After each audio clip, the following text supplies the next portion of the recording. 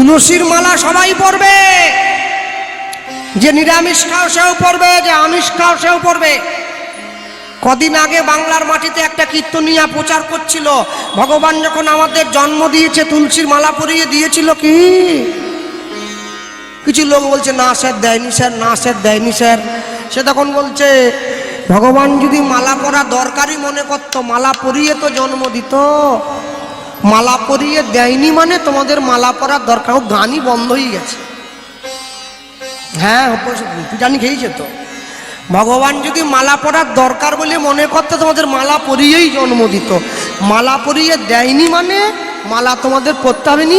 যারা পরনি খবরদার পরবে নি, যারা পরে আছো এক্ষুনি আসরে বসে ছিঁড়ে দাও।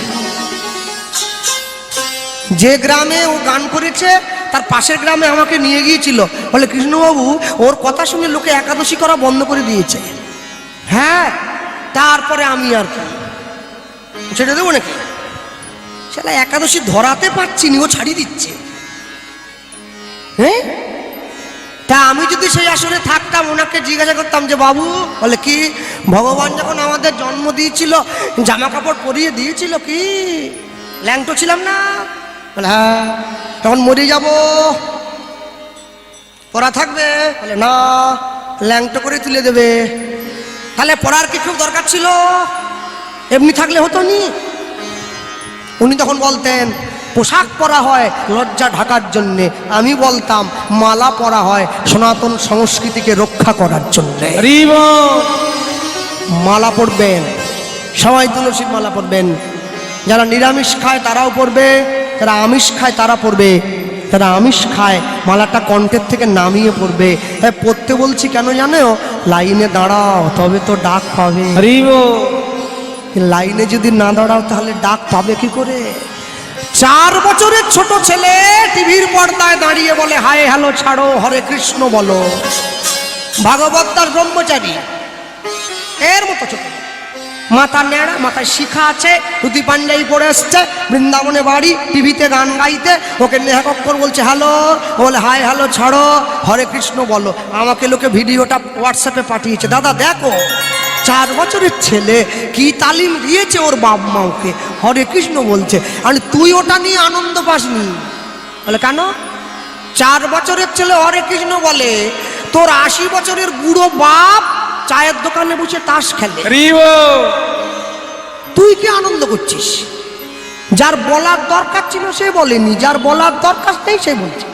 আমেরিকা থেকে ইসকনে এসেছে, হরে কৃষ্ণ বলতে পারে না, বলে হরে কৃষ্ণ হরে কৃষ্ণ।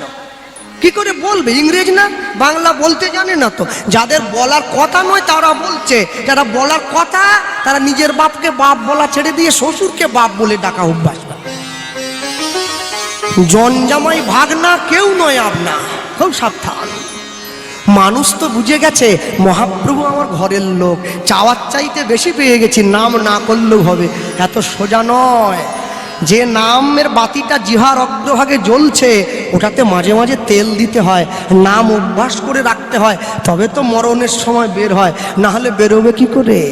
মাধ্যমিক পরীক্ষা যারা দিতে যায় 2 বছর পড়াশুনো করে, 9, 10 মাধ্যমিক, 3 ঘন্টার পরীক্ষার উত্তর দেওয়ার জন্য 2 বছর সময় দিতে হয়েছে। আমি মানব জীবনের উত্তর বের করব, নিজেকে কতক্ষণ সময় দিয়েছি? দেই নাই, দেই নাই। দিতে হবে তো।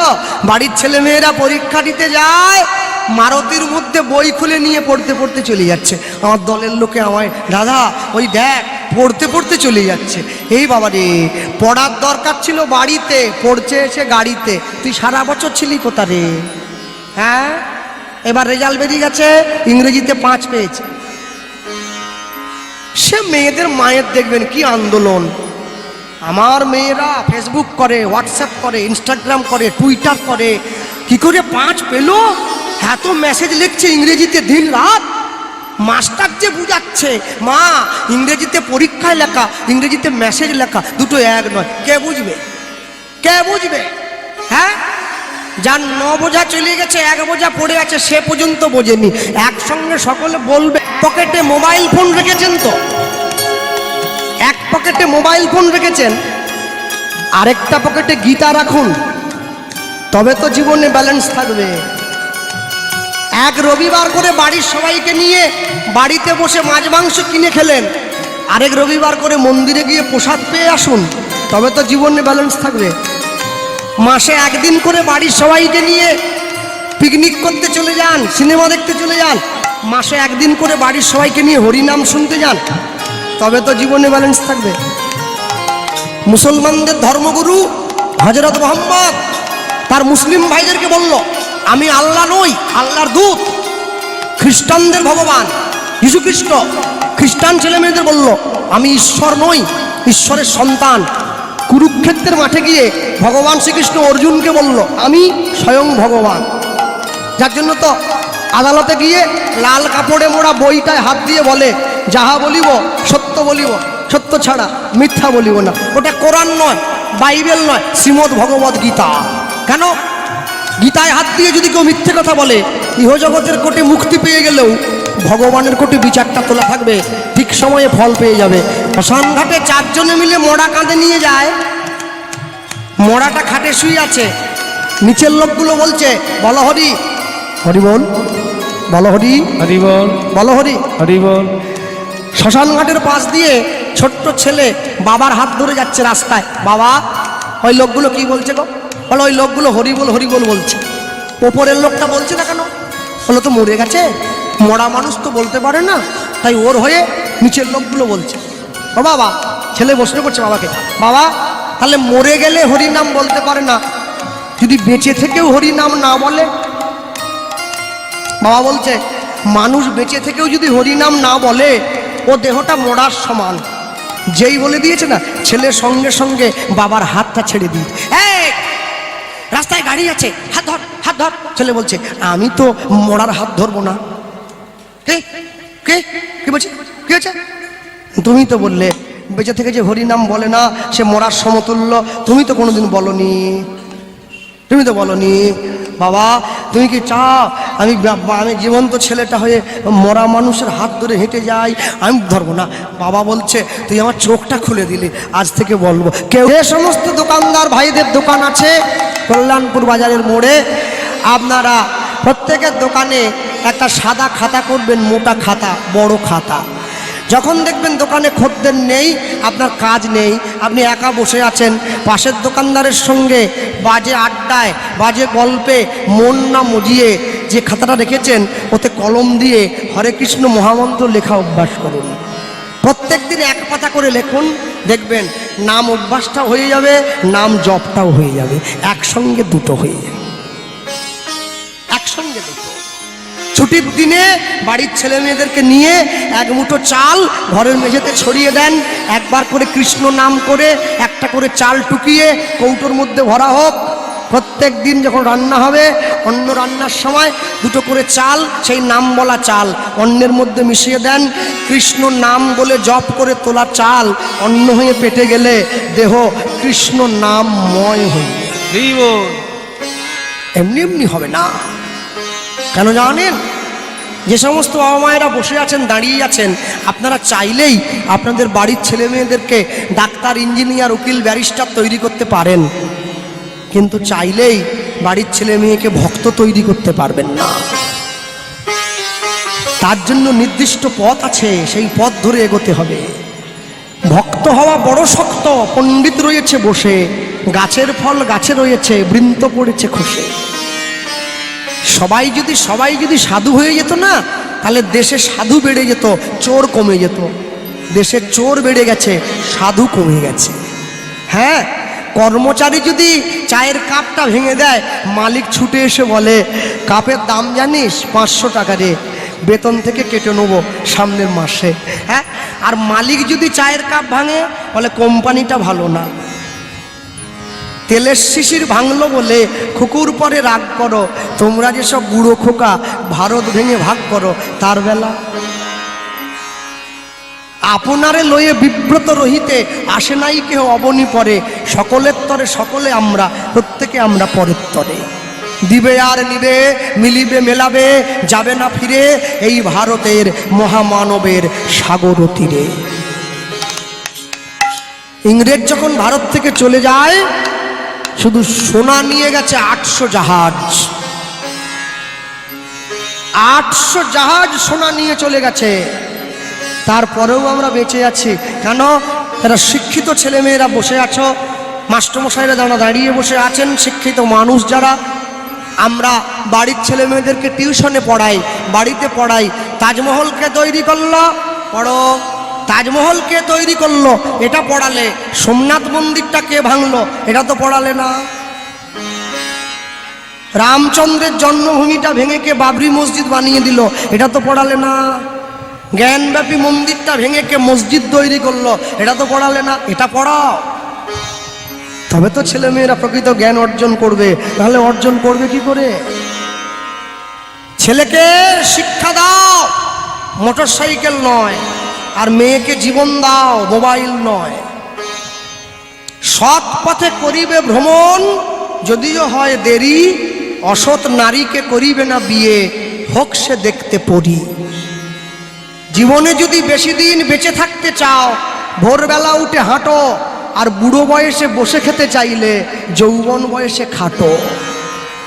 যে জায়গার যে জিনিস, যাকে যে জায়গায় খাটে, কেউ বা মাঠে, কেউ বা ঘাটে, কেউ বা রাজপাটে, ওই খাটে কি কুবজা খাটে, যে খাটে আমার রাধা রানী খাটে।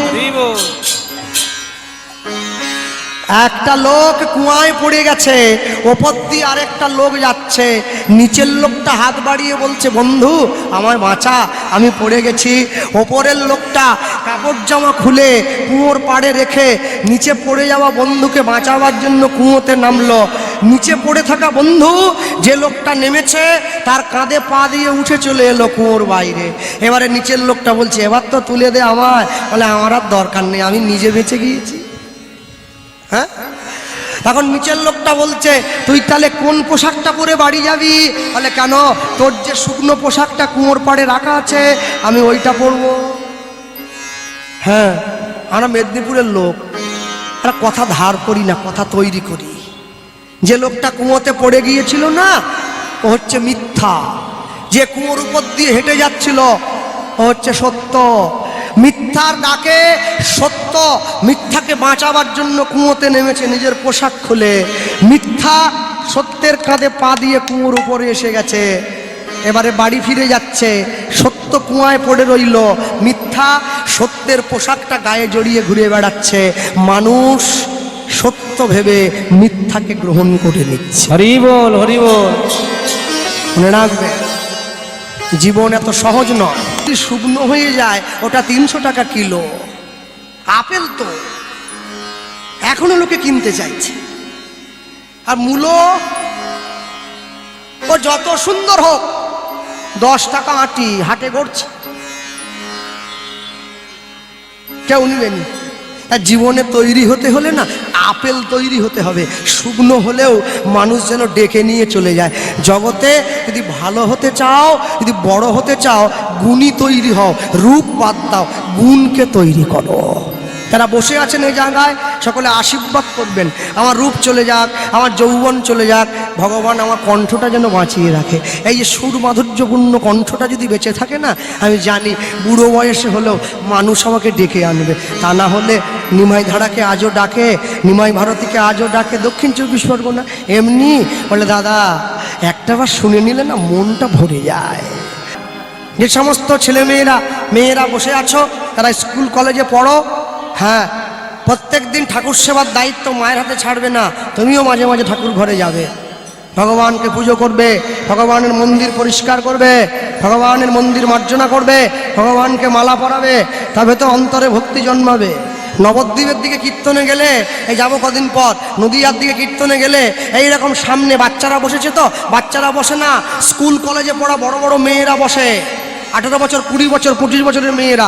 আর যখন কাঁদতে শুরু করে না, 20 মিনিট, আধ ঘন্টা কীর্তন বন্ধ থাকবে, শুধু কান্না হবে, সব বন্ধ, হাউ হাউ করে কেঁদে একে অপরকে জড়িয়ে ধরে পায়ে পড়ে ওরে কান্না। তবেই তো তারা নদীয়ার মানুষ। আসর থেকে নেমে যাচ্ছিলাম বাদকুল্লায়, এবছর আবার আছে বৈশাখের 30 তারিখে। আসর থেকে নেমে যাচ্ছি, 4টে মেয়ে এসেছে, আর আসর থেকে নেমেছি, ওরা আমার পা জড়িয়ে ধরে কি কাঁদছে, আর কেঁদে কেঁদে আমি বললাম, তোমরা পড়াশুনো করো? বলছে আমরা কলেজে পড়ি। কেউ ফার্স্ট ইয়ারে পড়ে, কেউ সেকেন্ড ইয়ারে পড়ে। আমি ভগবানের নামে কাঁদছ, লজ্জা করছে না? এত ছেলেরা দাঁড়িয়ে আছে, বলছে ভগবানের নামে না কাঁদতে পারাটা তো সব থেকে বড় লজ্জা। তা কেন কাঁদছ? বলে কেন কাঁদছি জানেন? একটা কারণে কাঁদছি, এখন তো মনের মধ্যে কোনো ময়লা নেই, মন পরিষ্কার আছে। তো পুকুরের জলে ময়লা পড়ে গেলে মাছ চাষ হয় না ঠাকুর মশাই আমাকে বলছে। পুকুর, এই জন্য নদীয়ার মানুষ, পুকুরের জলে ময়লা পড়লে কি মাছ চাষ হয়? মাছ তো মরে যায়, জল পচিয়ে যায়। এখনো ময়লা পড়েনি, ছেলে মেয়ে স্বামী স্ত্রী দেওর ননদ ভাসুর পাতা পড়েনি, জল পচেনি, তাই সলিড জলটা তার চরণে দিয়ে রেখে দিচ্ছি। সংসারে ঢুকে যাওয়ার পরে তো মনে ময়লা পড়ে যাবে, আর কাঁদতে পারবো না। হরি বল, হরি বল। এত সোজানো, এত সোজানো। ভগবানকে ভালোবাসতে গেলে তোমাকে ত্যাগ করতে হবে, তোমাকে নয়নের জল দিতে হবে। তুমি কি ভেবেছ ভগবান তোমায় কষ্ট দিয়েছে বলে সে আনন্দে আছে? সে আনন্দে নেই, সেও তো কাঁদছে, তবে সে দুঃখ পায় কেন জানো? তুমি তো কর্মের বোঝা বহন করছো। বিখ্যাত দক্ষিণ 24 পরগনা কুলতুলিতে কীর্তন হচ্ছে, প্রচুর ভক্ত বসে আছে, হাজার হাজার ভক্ত, কম করে 10,000 ভক্ত বসে আছে। একটা বাদাম বিক্রেতা সবার মাঝখান দিয়ে ঘুরে ঘুরে বেড়াচ্ছে, যদি কেউ 1 প্যাকেট বাদাম কেনে, 1 প্যাকেট। অত বড় লোক হওয়ার জন্য ঘুরছে না, নিজের পেটে দুটো অন্ন জোগাবার জন্য ঘুরে বেড়াচ্ছে। তা আমি দেখছি মানুষে আমার গানটা এত তন্ময় হয়ে শুনছে, ওর দিয়ে কেউ তাকাচ্ছেই না, বরং উল্টে ও যখন মানুষের কাছে গিয়ে বলছে বাদাম বাদাম, মানুষ রেগে যাচ্ছে, সর যা, বেরিয়ে যা, সরে যা। আমি চিন্তা করলাম আমি তো ভগবানের কাছে ছোট হয়ে যাচ্ছি মনে হয়। হ্যাঁ, একটা মানুষের পেটের ভাত আমি মেরে দিচ্ছি। ওকে ডাকলাম, দাদা শুনুন, আসরে এসেছি, কিছু বলবেন? বললাম বাদাম প্যাকেট কত করে? বলছে 5 টাকা। বলছি আমি যদি 5টা বাদাম প্যাকেট নিয়ে আপনাকে 500 টাকা দেই, আপনি নেবেন? বলছে এই 100 টাকা কি হয়? বলছি না না, আপনি কি ভাবলেন আমি বিনা পয়সা নেবো? পয়সা দিয়ে কিনে নেবো, এমনি তো নেব না। আপনি দান করছেন না, সম্মান যাবে না, কিনেও নেব, মূল্য নেবেন। এই পয়সাটা নিয়ে গেলে আপনার বাড়ির ছেলে মেয়েরা দুবেলা দুমুঠো খেতে পাবে। মনে রাখবেন, মানুষের কাছে গিয়ে দাঁড়াবেন। কীর্তনের শেষে, বছরের শেষে কটা সস্তার শাড়ি কিনে নিয়ে সব কটা শাড়ির ওপরে 50 টাকা করে দিয়ে বৃদ্ধাশ্রমে চলে যায়। বৃদ্ধ মায়েরা দাঁড়িয়ে থাকে, আমাদের ছেলে আসছে। যেদিন যাই সকলের খাওয়ার ব্যবস্থা করেছি আশ্রমে। কতটুকু বা খায়? 70 বছর করে বয়স হয়ে গেছে, এইটুকু দিলে তো পেট ভরে যায়। হ্যাঁ, 50 টাকা হাতে দেয়, শাড়িটা হাতে দিয়েছি, প্রাণ ভরে আশীর্বাদ করছে, বাবা জীবনে বড় হও। এটাই তো চাই। বহুরূপে সম্মুখ ছাড়ি কোথা খুঁজিছ ঈশ্বর, জীবে প্রেম করে যেই জন সেই জন সেবিছে ঈশ্বর।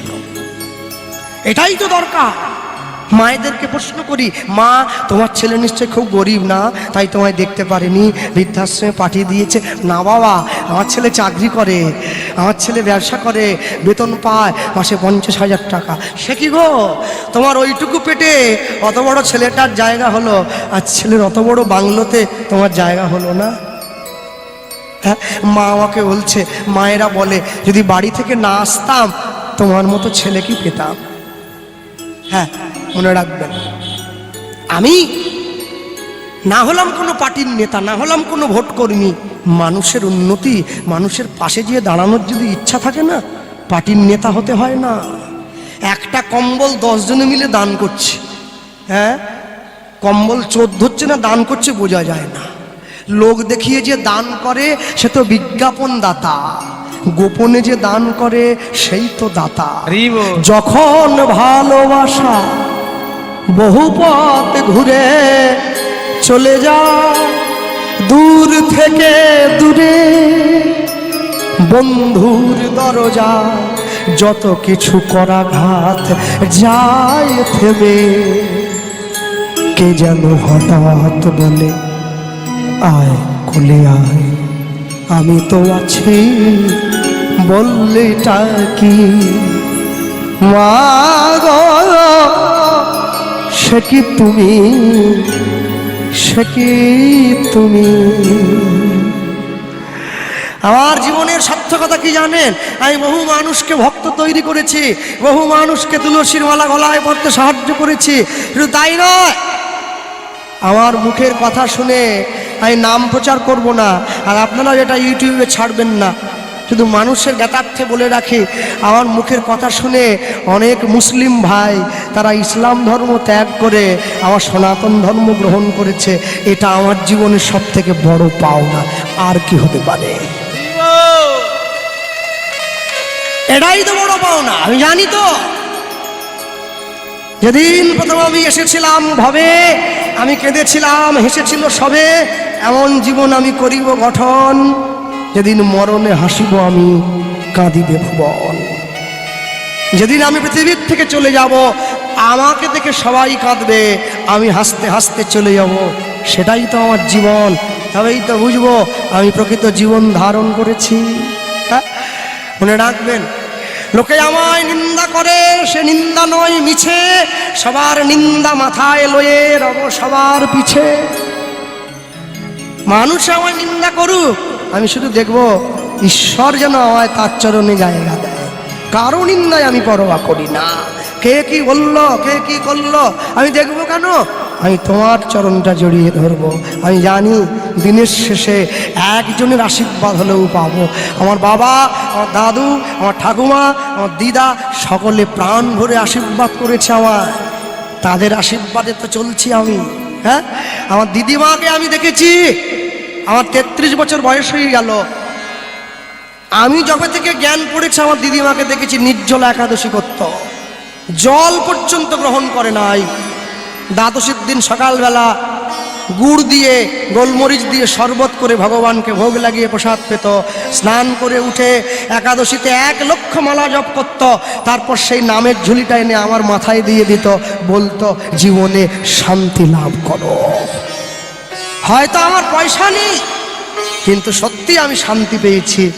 বাড়ির নাম শান্তিনিকেতন দিলে হয় না, ভাইয়ে ভাইয়ে মিল থাকলে তবেই তো বাড়ি শান্তিনিকেতন হয়, নাহলে শান্তিনিকেতন হবে কি করে?